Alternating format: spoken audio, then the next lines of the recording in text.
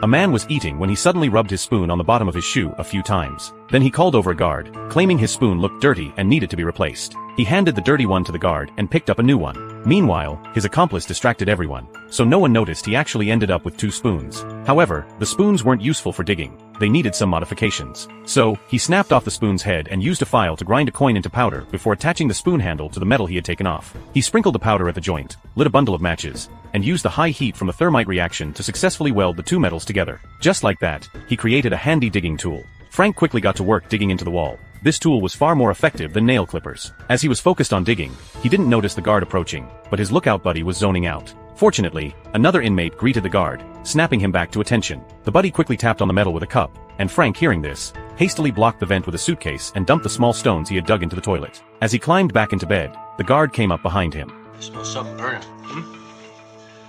I don't smell anything.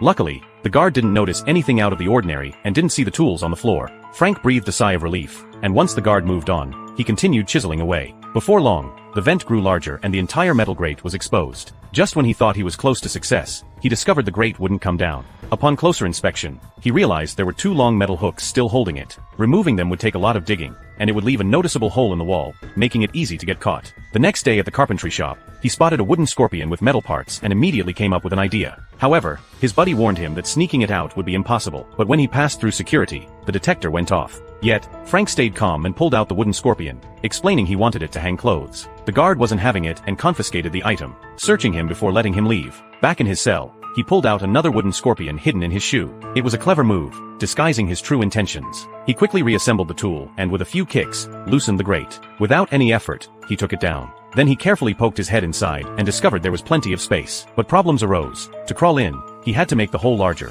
which would make the damaged wall very obvious. And the guards weren't blind. Their patrols were frequent. Even if he got out, they'd soon realize someone was missing. None of this fazed Frank though. He tore up some magazines, soaked them in water, and mixed the wall dust with water to make clay. Before long, he shaped it into a square box. He had his neighbor pretend to practice painting, and they asked the guards for some paint and a canvas. After applying color, a realistic-looking vent cover was ready. Next, he molded a head, painted it flesh-toned, and took hair his buddy had stolen from the barber. He glued on the eyebrows and hair. Just like that, a 1:1 replica of Frank's head was complete. Once everything was ready, he placed the head on the bed and covered it with a blanket. In the dim light, it looked like Frank was tucked in.